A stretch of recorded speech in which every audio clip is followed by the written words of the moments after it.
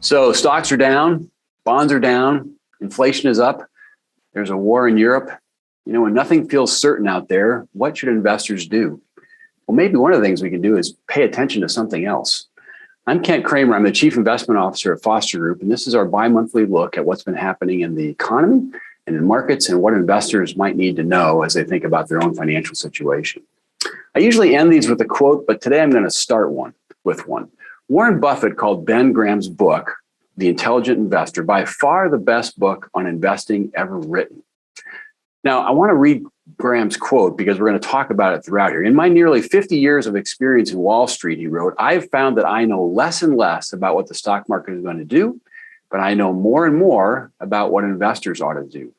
Graham lived from 1894 to 1976, and he wrote this book in 1949 after investing and teaching during the Great Depression, World War I, and World War II, times of great uncertainty and volatility. Let's just think back to 2019. If you had known at the end of 2019 that a global pandemic would grip the world, creating year-long lockdowns, closure of supply chains, stoppage of travel, and millions of deaths, would you have predicted 24 months of very positive market returns? Or would you have thought, hey, when things started to go down in February of 2020, that was just going to continue for a long period of time? What actually happened, of course, as we know in hindsight, is things went down very, very quickly in February and March of 2020. Then those markets had fully recovered by later in the year. And by the end of the year, the U.S. stock market had a significantly positive return. The thing to take away from this, I believe, is how hard it is to predict, like Graham said, what the stock market is going to do. But for investors who stayed diversified and stayed invested during that time period, they had a very positive experience. Now in 2022, we see inflation running at a 40-year high. The Fed is driving higher interest rates, and we have a war in Europe. All things that were, to a degree, hard to predict just looking back 6 to 12 months. The stock market continues to be volatile and seemingly unpredictable, and this year it's been very negative, at least so far. And this is looking at the big picture as we see on this chart. However, not all stocks or markets behave in the same way during different market cycles. Take, for instance, value stocks versus growth stocks. For the past few years, and especially during the pandemic, growth stocks, often associated with technology, outperformed value stocks by historical proportions. But now, under a differing outlook with inflation and higher interest rates, value stocks have dramatically outperformed growth. Using these S&P indexes, value stocks are doing 16% better just on a year-to-date basis through Friday's market close. Now, this chart shows something called drawdown, or percent off the high, and again focuses on U.S. stock markets. Whenever the market goes down from where it ended the previous day, that's called a drawdown period. The S&P 500 is currently in a 5-month drawdown. This means that 5 months ago, it reached a level that it has not gotten back to. Even though we've had up and downs along the way, the S&P 500 has yet to fully recover and close higher than where it was on January 3rd of this year. You can see, though, that we are nowhere near records in terms of the depth of drawdown or the duration of a drawdown. Drawdowns have generally proven to provide good buying opportunities for investors. You can see that even with all the drawdowns between 1950 and 2022, $10,000 initially invested in 1950 grew to $2.47 million over those 72 years, almost an 11.5% return on an annualized basis for those years through the end of April of 2022. That would have been a really good experience for an investor who stayed invested. And maybe you don't have 72 years to invest, so let's look at a shorter time period. Look at the last 22 years, from January 1st of 2000. In this period, we had the dot-com bubble popping, we had the lost decade, the great financial crisis, and the COVID-19 pandemic.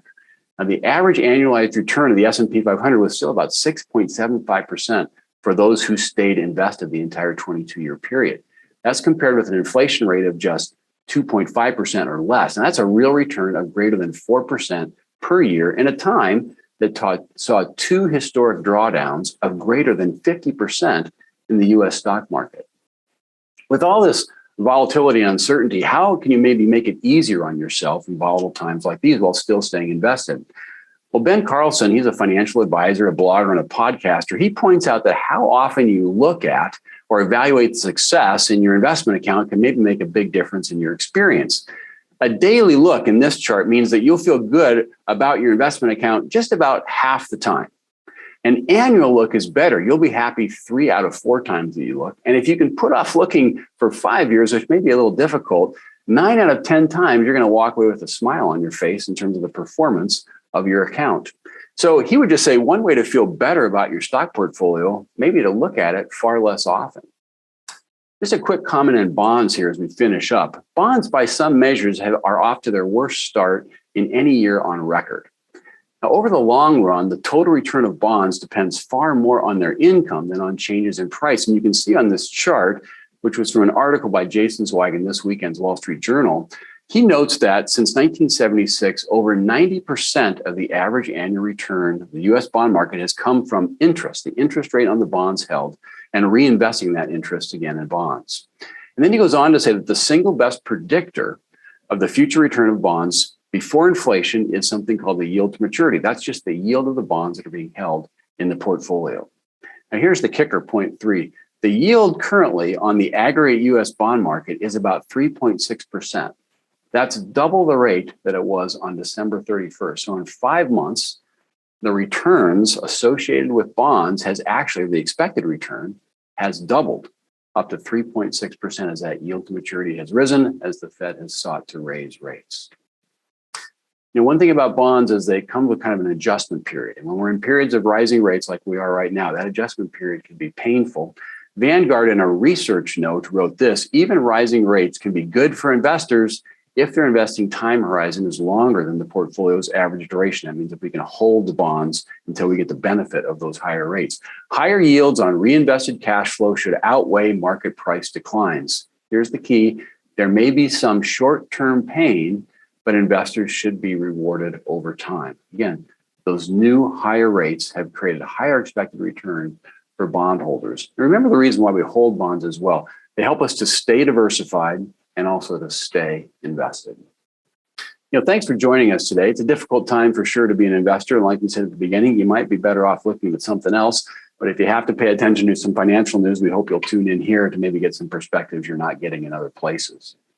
If you have questions that you'd like to have us address, please let us know at some of the contact information you're seeing on your screen now. We love to answer the questions that are of concern to you.